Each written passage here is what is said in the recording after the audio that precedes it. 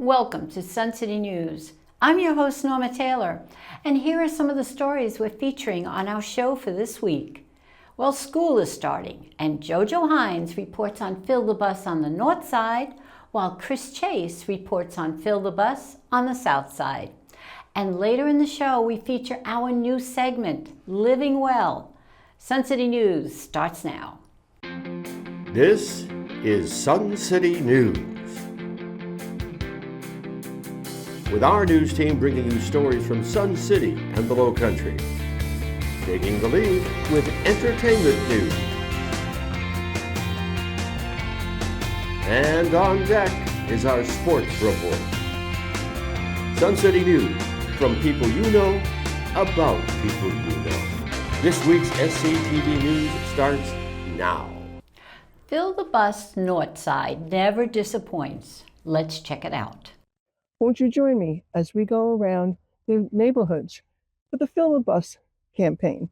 We're going to stop by a few neighborhoods and ask the question, why did you volunteer to collect the supplies this year for the children of Jasper County school system? Come with us. My name is Sue Howell, and I'm from Mariners Cove neighborhood, and we have collected backpacks, composition books, pens, pencils, glue sticks, pencil boxes, wipes, everything you could imagine that you would need for school. I volunteered to collect for the schools in Jasper County because it's a really good opportunity for us to give back to the community, and I love school supplies. Hi, my name's Annette Simon from the Fox Lake neighborhood.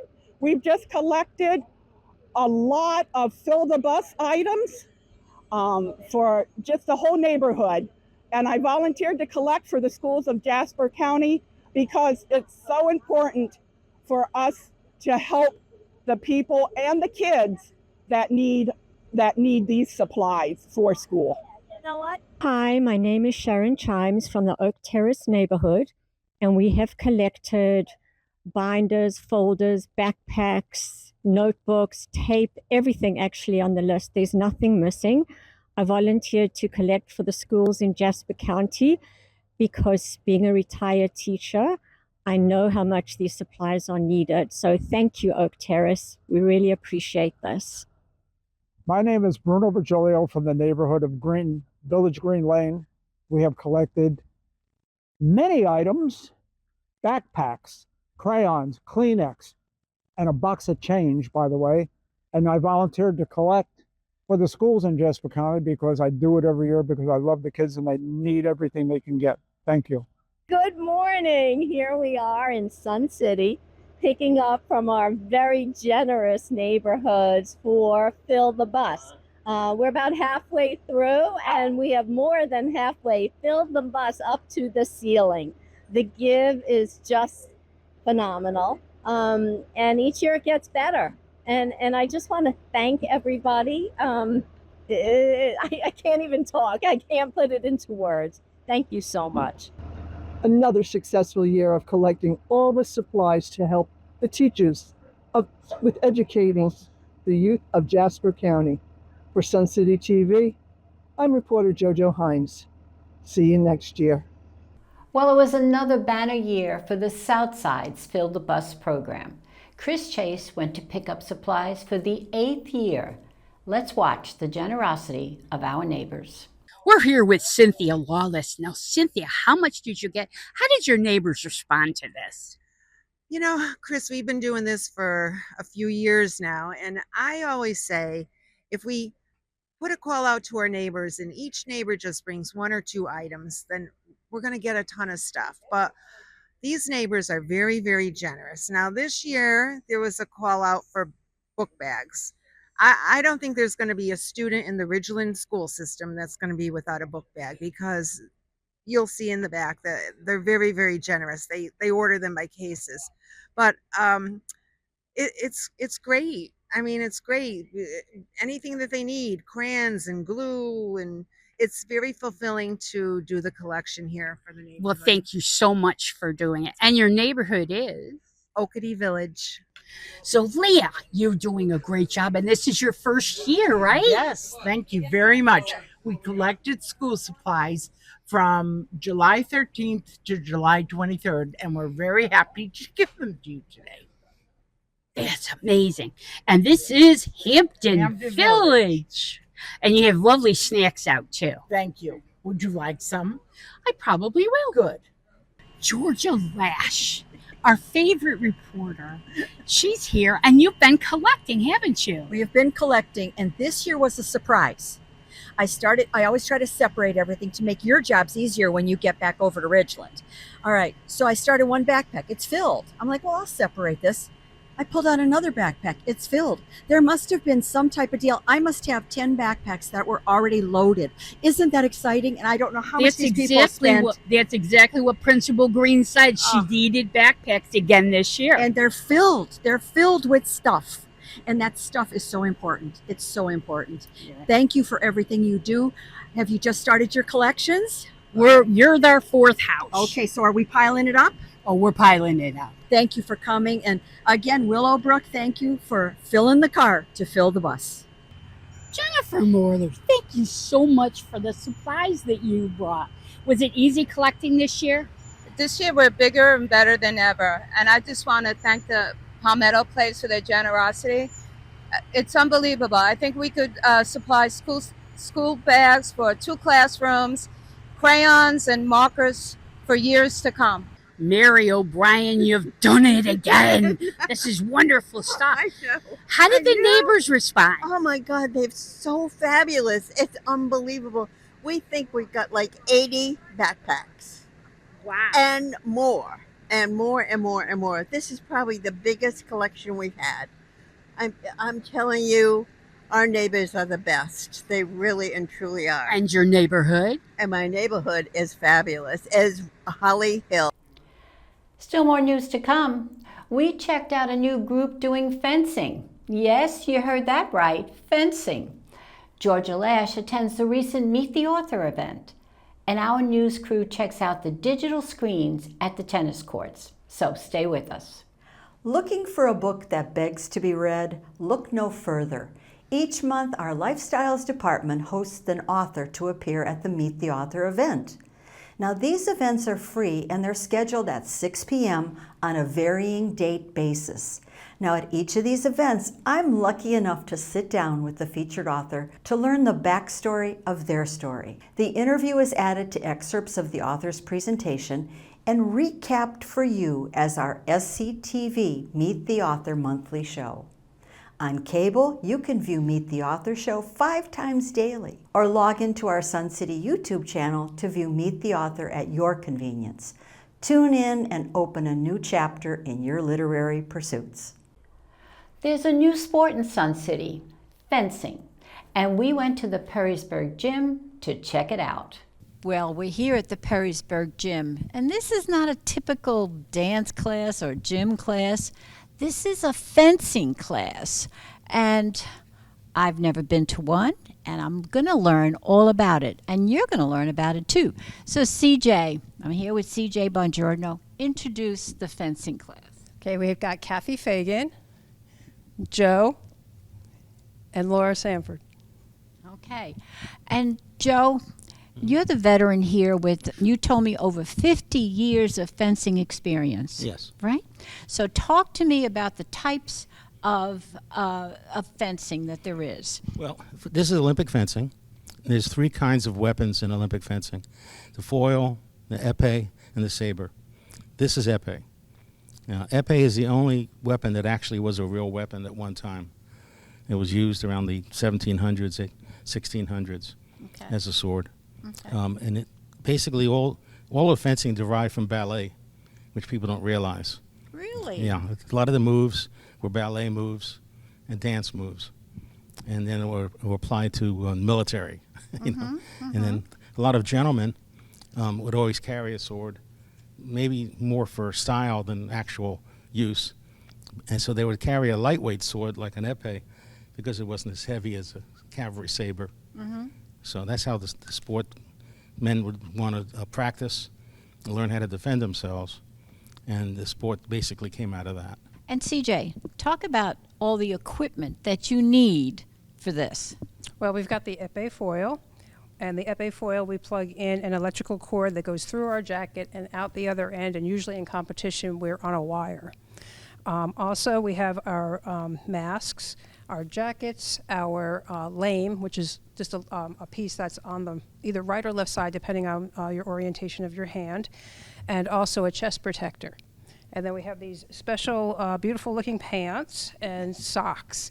And then sometimes fencers wear, like Kathy's wearing here, some specific fencing shoe. Okay. And these are all to protect you, I would imagine, even though you do have. So tell us about the end of the epee, about the end of the sword. The tip of the epee actually has it's made so it gets pressed in. So when you actually hit an opponent, it will actually register on the machine. So there's no sharp object at all. If anyone's interested in starting fencing, or just interested in learning a little bit more about you guys and what you do, who should they contact? Well, they can contact me, and my email is josephcohen, one word, the number 2 @gmail.com. Sun City resident and author Brian Thiem was featured at this month's Meet the Author event. Brian's compelling mystery series is set in a fictional low-country town with the main characters living in a senior community. Sound familiar? Reporter Georgia Lash sat down with Brian. Brian, Mud Flats Murder Club is going strong, 3 books in, but would you start for our new readers to give them the premise of the series, The Mud Flats Murder Club? Well, probably the best premise is solving homicides was not Sean Tanner's retirement plan. We could say that's kind of a theme for many of us here. You're a case in example, right? Oh, yes. When I came down here, when I retired, I had no idea I was going to become a mystery novelist. I didn't quite know what I was going to do. But I think, like a lot of people in retirement, I was looking for a purpose in life. Yeah, and I found it. Other people here, they find it through volunteering, doing all different kinds of things in the community. Sean Tanner found it investigating and solving homicides. Now, we'll be talking about this a little bit later, but the Mud Flats Murder Club is sort of set in what I call a familiar setting that we'll talk about in a little bit. Yes. Which truly is the enchanting part of this book for me. Okay, so let's get specific then. The 3rd book in the series, titled Death in the Deluge. What should readers expect from that book? They should expect a little more excitement, a little more danger than the first 2 books. On this one here, it opens with a woman who was murdered in her house and her teenage daughter is kidnapped. As in the previous books, Sean Tanner and the Mud Flats Murder Club get involved because they find a connection to an unsolved murder of a teenage girl from years earlier. During the investigation, a hurricane is heading towards Spartina Island, and at the height of the hurricane, Charlie, that's Sergeant Charlotte Nash, gets word that she believes the kidnappers and the victim are on Spartina Island. So they go heading into the hurricane to rescue the girl. Now, to hear more about the Mud Flats Murder Club, tune into the September episode of Meet the Author. Have you noticed the new large digital screens at the tennis courts lately? Our news team went over to find out all about this new improvement. Well, if you've been to the tennis courts recently, you must have noticed the digital screens that are up. They've never been here before, and I'm here with John Bell, who's the president of the Sun City Tennis Association, and John Rizzo, who's director at large and who worked very much on getting these up here. So, John, tell us about these digital screens. Well, this has been a long-time goal of the Sun City Tennis Association. If you can remember, we had some manual boards up here, kind of old-fashioned. Frankly, what we found is the information was almost always out of date. and it was very static. So what we like to do is have something that's modern, alive, and gives us many more capabilities. For instance, when we have tournaments like our mix and match event, we can put court assignments up here so players know where to go. We can put match results and team standings. We can also recognize volunteers. There's so many things we can do in real time. Just like right now, we've got the tennis channel playing here. So we can have fun activities where we put breakfast at Wimbledon here and have strawberries and cream while we watch the tennis together. So there's lots of things we can do. And frankly, we just are really excited to finally have something we thought about doing for a long time come to fruition. John, other John here, you were responsible for putting all those digital clocks on all the tennis courts, which I love. I'm glad. I mean, it tells you the temperature, it tells you the date, tells you everything. Yeah. What did you have to do to get this? Well, we had to do some research and make sure that we found something that was weatherproof. These are totally weatherproof, and make sure that they were able to communicate with the systems that we have in place. So we're about to put together some content that we can present, things like bios of some of the clinics and some of the other things and some of the stuff that John Bell mentioned. So we're working on that in the background, and pretty soon we'll be able to display that information. Okay. And John, what other enhancements are you down the road looking to do? Well, we also, just around the corner here at the grandstand, John was the lead on this one too. We put up some fans underneath the canopies, which are great. At the moment, they're probably just moving around hot air, but at least they're moving the air around. The other one, which is very exciting, we've got some benches and canopies, which we're putting up on the west courts. We're doing this sort of as a self-help project. Bill Martin from Facilities is working with us to install 2 of them. One of our members made a very generous donation to make that happen, Bob Bendis, so we're going to put these up in honor of his wife Sue, who is a beloved tennis player here, and that's coming. They're supposed to be delivered to my house Thursday, Friday, so we're hoping within the next week or so we'll have some seating on those new courts with some shade above them, so that'll make that a lot nicer. Beyond that, we've got lots of things we're looking at, and we're probably going to be sending out some ideas to our members soon, because we're time to make a new budget, and we want to gauge what members want us to work on now, because the good news is this year we've done quite a bit, and we've kind of wiped our slate clean of the things we were looking to do this year. Well, it looks like you guys have accomplished an awful lot, and this is pretty amazing. I have to say, I don't know what other people are thinking, but everybody said this is going to be really, really great. Congratulations on what you do. Keep it going, and let's play tennis. That's it. Thank you so much. And again, thanks to John and to the whole team that made this happen. Thanks to everybody who supported this project. And let's enjoy it and have fun. Okay. Still much more ahead on Sun City News. Randy Selman's here with an entertainment report.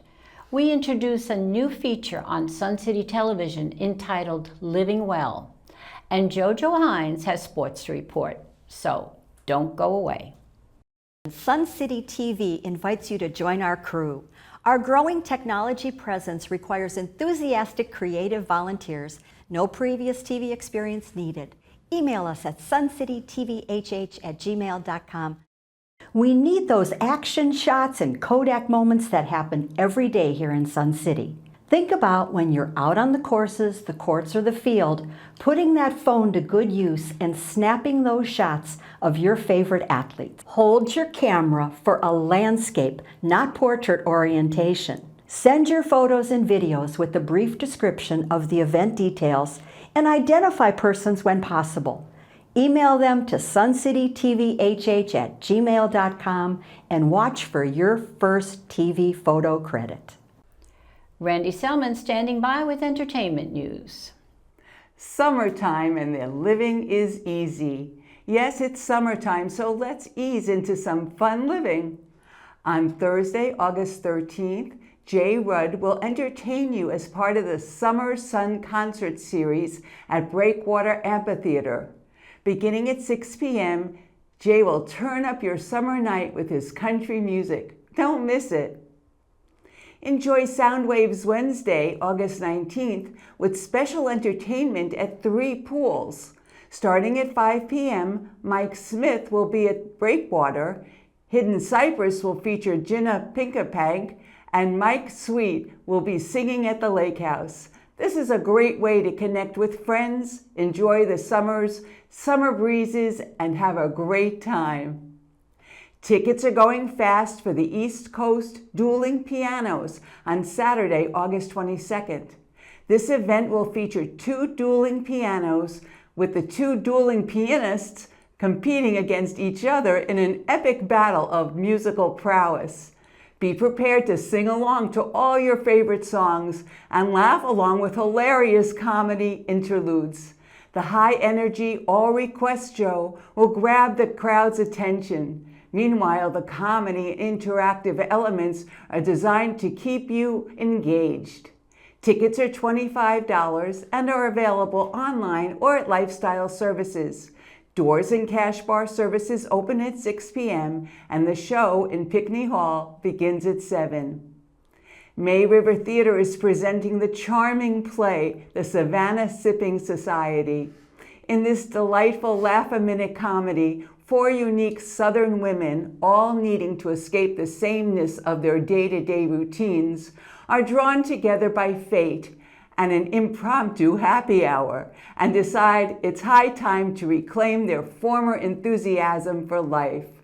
Over the course of 6 months, filled with laughter, hilarious misadventures, and the occasional liquid refreshment, these middle-aged women successfully bond and find the confidence to jumpstart their new lives. Together they discover lasting friendships and a renewed determination to live in the moment, and most importantly, realize it's never too late to make new old friends. This show opens on Friday, September 4th, and runs for 3 weekends until September 13th. To order tickets, call 843-815-5581.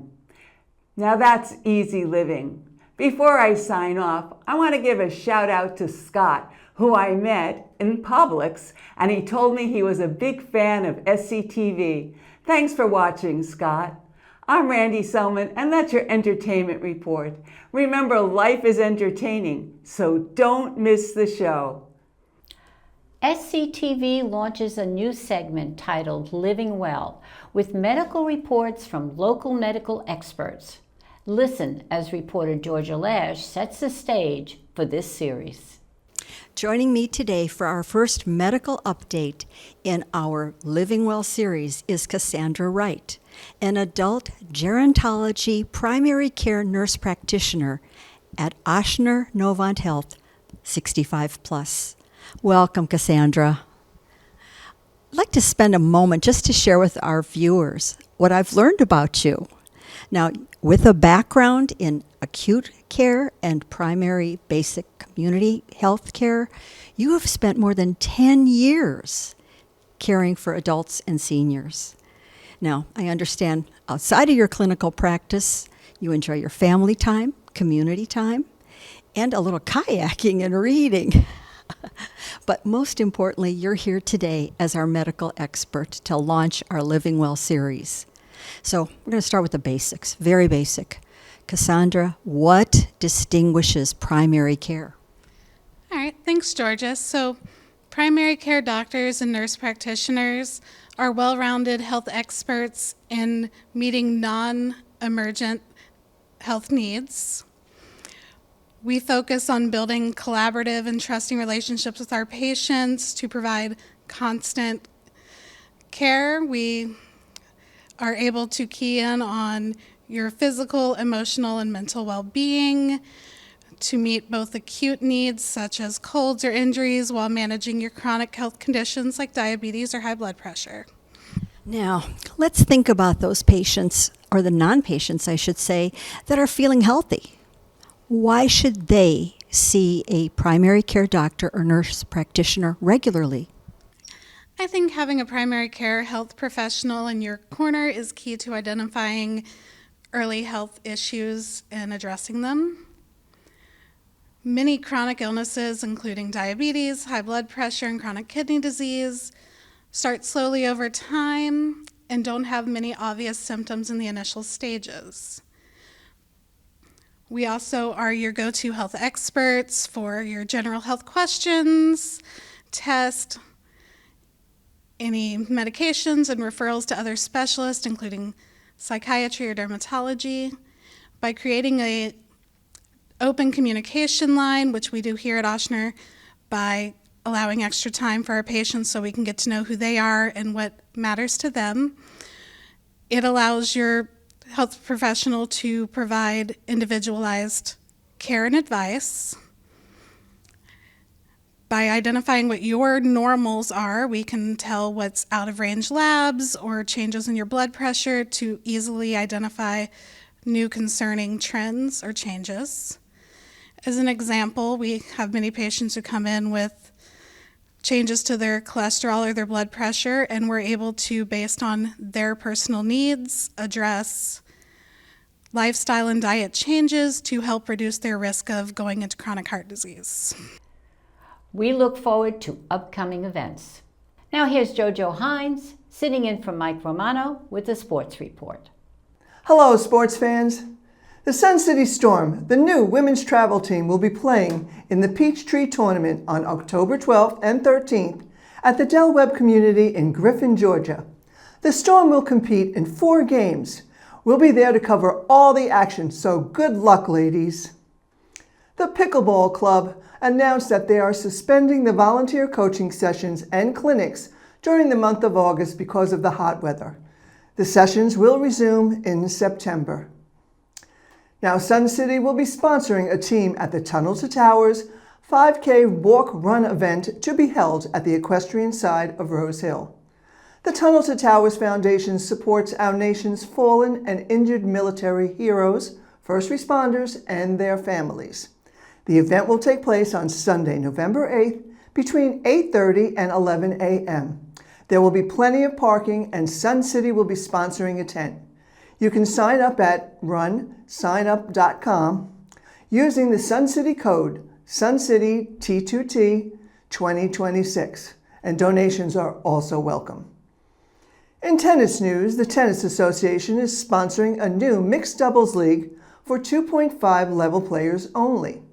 Matches will be held on Sundays from noon to 2 on courts 1 through 4 on the north side. The season begins on September 20th and finishes on January 10th.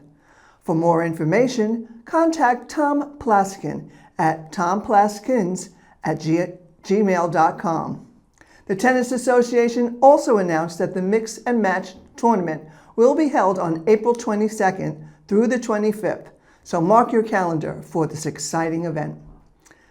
Now, sports reporter Mike Romano wrapped up his 6-week visit to Pittsburgh with a rather strenuous walk in the Dormant neighborhood. Let's watch and listen. Walking is a lot of fun. It's very good exercise.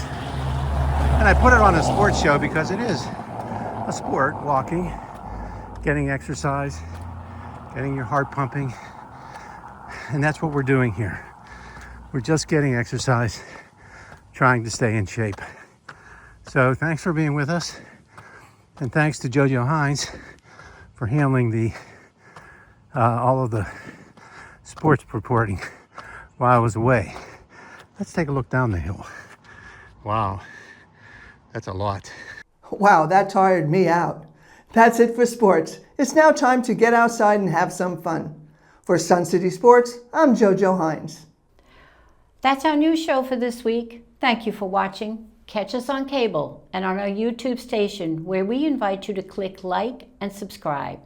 Now, to see expanded coverage of some of our SCTV stories, tune into our monthly show, Extra.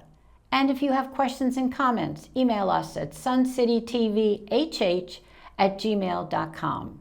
But make sure you check in with us next week for all the news that's happening in our community. For Sun City News, I'm Norma Taylor.